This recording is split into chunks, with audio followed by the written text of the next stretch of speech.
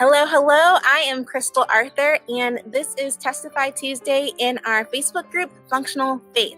Let us know if you're watching. Drop a comment, a like, subscribe if you're watching on YouTube. And if you're watching on my Facebook profile, then join the Functional Faith group because we share interviews and testimonials every Tuesday, as well as other resources and awesome tips and things. You laughing at me? No, I'm enjoying it. This is my spiel. Yeah, it's good. We're here today with Woody Jones. Woody is my dad. Yep.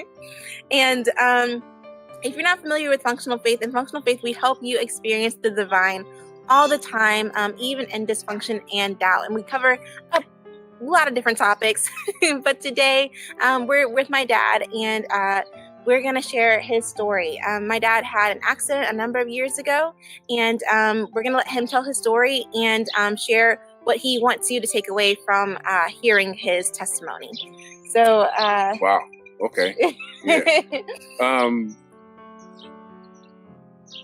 Just you got to know life can throw you a curveball. Unexpected things can happen. I never expected to be a quadriplegic. Yeah. Daddy, you told me the other day, how old were you? I was 45. 45. And yeah. You want to tell us, like, what happened?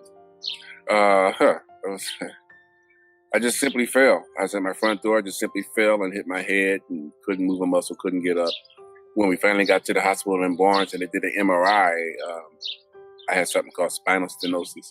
And it's something that appears in your mid-40s. And I was exactly in my middle 40s. So I fell, injured my spinal cord, bruised it to where it swelled up, cut off some nerves. And, you know, I guess some of them died, but some of them came back because if you recall, I couldn't even scratch my nose at one time. But right. I can now. So there have been improvements, but it's just something that no one ever expected. Mm-hmm. Yeah, what I remember is I was in college, right?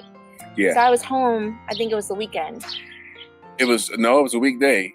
I was at home. But... And well, luckily I knew that you'd be inside studying up front, and so I called your name, and luckily you heard me. Otherwise, the outcome could have been a whole lot different. Yeah, I was at home, and I think watching HGTV. that's what I would do with Mama. Yeah.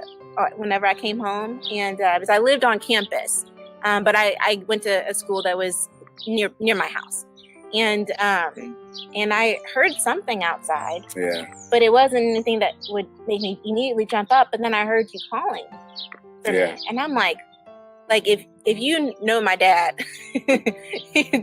he doesn't ask for help. He didn't ask for help back then, and he wouldn't be calling out for me for any normal reason. Yeah. So immediately I knew something was strange. So I hurried to the door, and I opened the door, and he's just laying there. And I was really confused.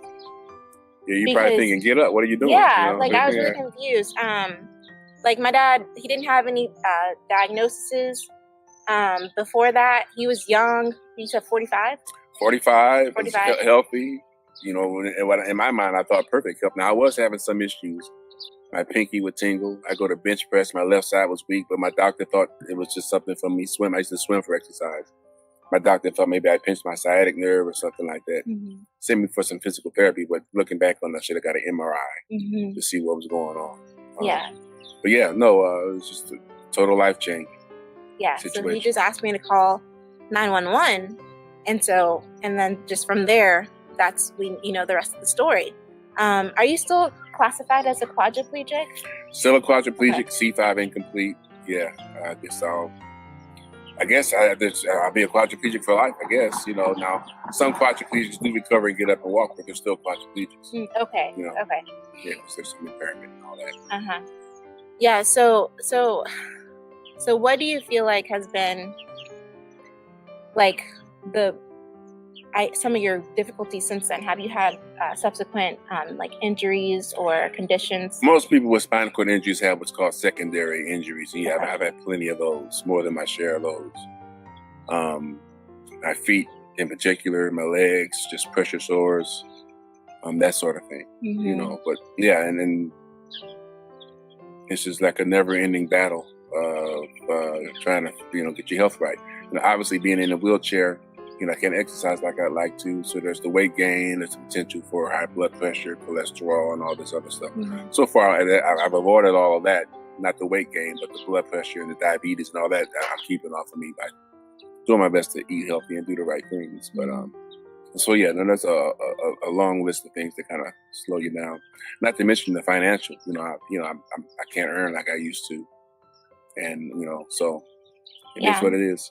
And you bring up the financial. And this month in Functional Faith, one of our pillars is functional finance, right? Because we're trying to help you have a holistic spirituality, live a holistically healthy life. And that finances are a big part of that. And I think that's been highlighted with you being in your condition now, being a quadriplegic. The impact, the financial impact is highlighted even more in this situation. So what did you do before? Oh, I did a lot. I worked at a TV station as a director for the newscast. I worked at an auto repair shop. I sold used cars. I did a lot of stuff, but my main job was the television station, my main career that I really enjoyed, but it's kind of taken away from me now. I was actually on the cusp of doing something, stepping outside of my comfort zone and being on air talent, so yeah, just, one of those things. It definitely causes a difficulty because you couldn't go back to the station after your accident, and so now you had disability, right, through the station. Well, luckily through the union, I was in a union. I didn't even know I signed up for it, but apparently when I got the job, I signed some papers and I signed up for long-term disability insurance. And didn't even know I had it until I got disabled. So luckily I had that to go along with the Social Security. So that's a help. But yeah, I had no clue. I wasn't thinking about that. I thought I'm healthy. I'm going to live forever. Right. I'm going to be fine forever. It's like, I'm good. Never would have thought to. As a matter of fact, if they had told me, hey, this line here you signed, it's going to be for long-term disability insurance. We're going to be taking blah, blah, blah out of your check. I might have said, no, I don't want that. Give me my money. Give me my money. Yeah. So yeah.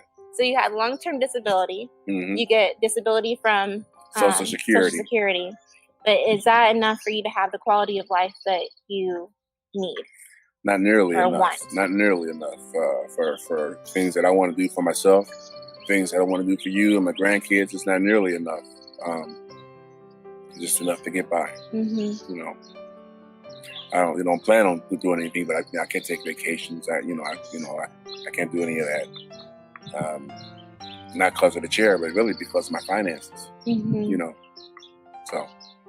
Yeah, and I know you've mentioned before, like that you've seen other people with less ability than you have, less range of motion, who are able to drive cars. Well, yeah. My buddy Kyle Reese, shout out to Kyle Reese. He's got that name from the Terminator. He's a young kid, 23 years old. That's Kyle. That's how I remember his name. But he's got less function than me, But he picked me up from the rehab, because I was waiting on call a ride. He came and said, "No, don't wait on call a ride. I'll give you a ride home." This young kid put me in. I got in his van with the help of some other aides and strapped me in, and he drove me home.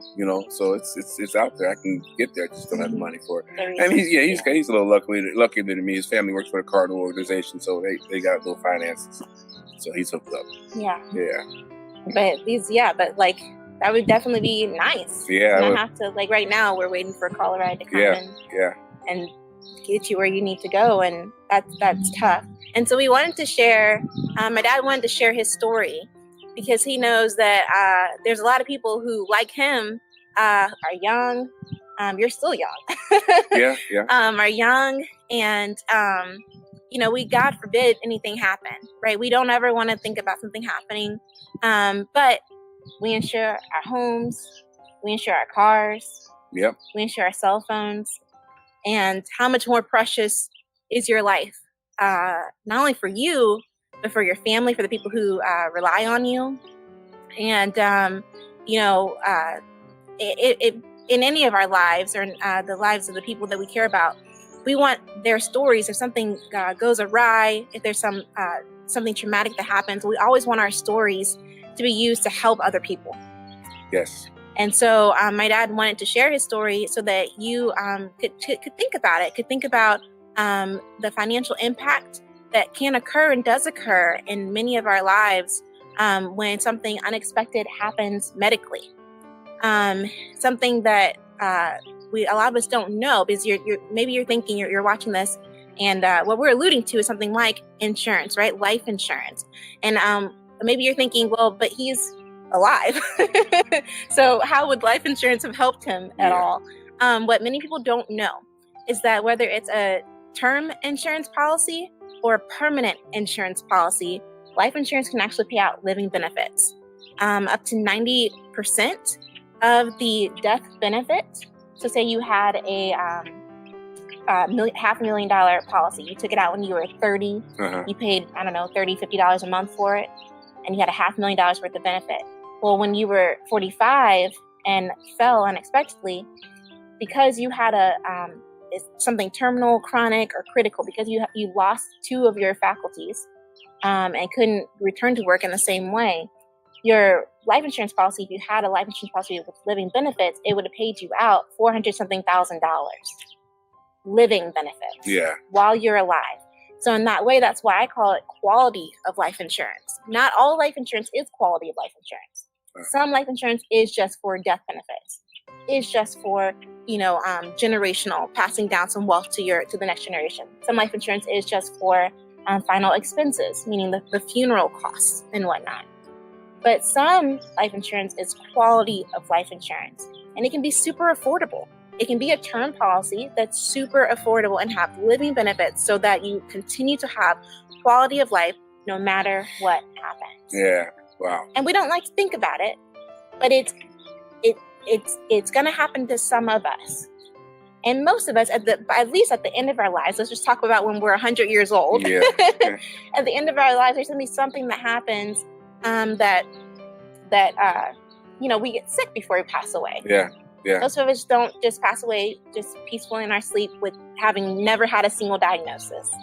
So it makes sense. It's sensible to have some insurance that I'm going to have quality of life no matter what. So I just and that's why I'm getting into all the other benefits of life insurance. But that to me was something new that I wasn't aware of. I had never heard of living benefits. Yeah. And to that level, I'd heard of disability insurance through a job, but I also knew that it didn't cover everything that you needed when something to this caliber happens. Maybe you know somebody who has gone through cancer. Maybe you know someone who's gone through, a heart disease, a heart attack, something that prevented them from finishing out their income earning years. This applies to all of these different things. So hopefully somebody is connecting to this message, is learning something new. And if you're curious, then you can reach out to me. You can reach out to my dad, and you can ask him more about his story. You can reach out to me and you can learn more about what living benefits can look like for you. Male person. It can fit into any budget. It can be designed around whatever is comfortable for you financially and makes you feel confident in your finances. Sorry, we're outside. But confident that you're going to have security, that you're going to have quality of life, no matter what the world throws your way. And if this can also apply if you are already in my father's position. And I think I've talked to you about this some, Daddy. Yeah. Like if you're already in my dad's position and you're saying maybe to yourself, well, it's too late. I've already had that diagnosis. I already have that disability. Well, maybe it's not too late for your spouse or your children or your grandchildren. You can insure them and be sure so that they have that confidence and they have that reassurance in the insurance that no matter what, they will always have quality of life.